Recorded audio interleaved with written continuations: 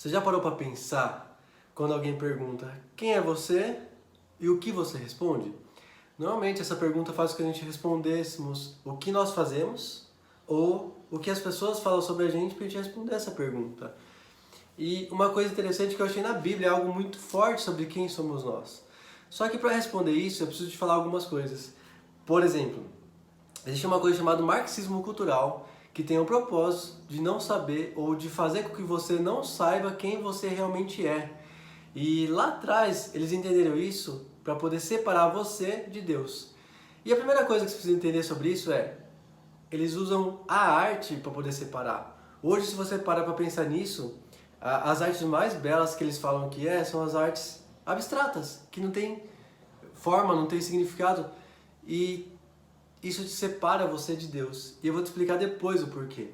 A segunda coisa que eles tentaram fazer isso é fazendo que você seja a referência ou um primo ancestral do macaco, separando você de Deus. Ou seja, ele fala, você realmente é um primo ancestral do macaco.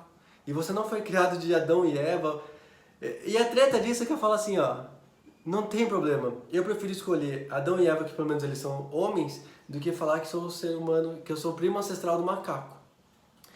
E de verdade, não tem problema nenhum. Você pode escolher o que você quiser e de verdade, a escolha é sua. A verdade é aquilo que você deseja acreditar e ponto final.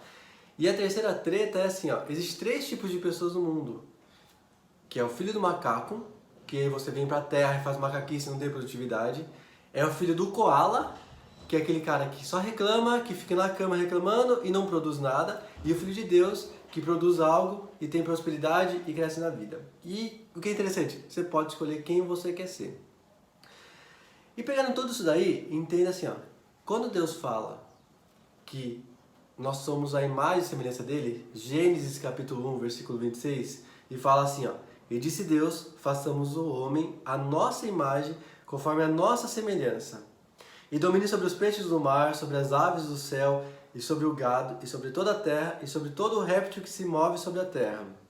E mais, que é o versículo 28. E Deus os abençoou, e Deus lhe disse, frutificais e multiplicai-vos e enchei a terra. O que é legal de você ver isso daqui é assim, você é um projeto perfeito de Deus. Você precisa parar de ouvir o que os outros falam, você precisa parar de tentar entender o que os outros querem falar sobre você e você precisa escutar mais o que Deus tem para falar sobre você.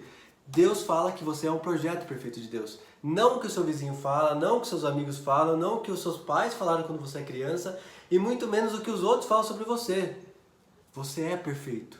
E Deus está te falando que você é filho de Deus, você é imagem e semelhança de Deus, você é perfeito.